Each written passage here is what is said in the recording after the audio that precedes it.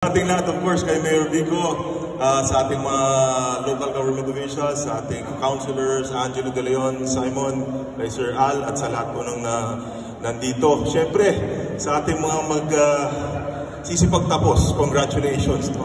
Natutuwa po ako. Ilan ba ang natin ngayon? Graduates natin ngayon? 1,163. Wow, napakadami. Parang mas marami yata itong taon na to kaysa sa previous year, no?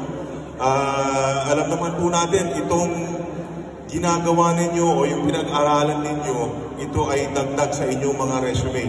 No, ako'y talagang number one na kailangan po natin itulak, yung magkaroon ng karagdagan na kaalaman ang ating mga kapwa Pasigueño. Sa araw-araw na pag-ikot namin, talagang number one hinihingi ng tao, trabaho. Diba?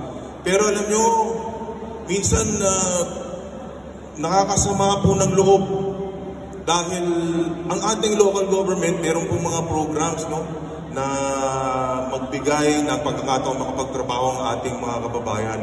Actually, ang ating peso, for example, yung Pasig City Employment Service natin, office, nagkakondak po sila ng mga job fair. Maya't maya may job fair.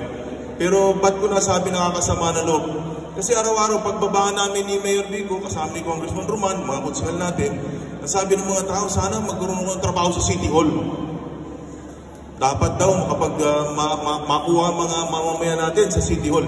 Pero 10,000 pong empleyado ng City Hall. Punong-puno na po ang City Hall ng empleyado ng Pasig. Pag nagkaroon ng job fair ang peso,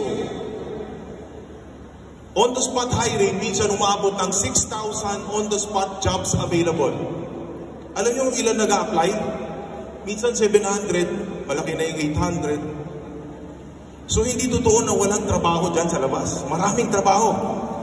Ang problema lang, hindi po nagtutugma yung kaalaman ng Pasigueño dun sa mga available na trabaho. Kaya yung ginagawa ninyo, ito po ay napakahalaga na inaangat ninyo yung antas ng inyong kaalaman. Kaya nais ko pong ulitin, no? Batiin kayo.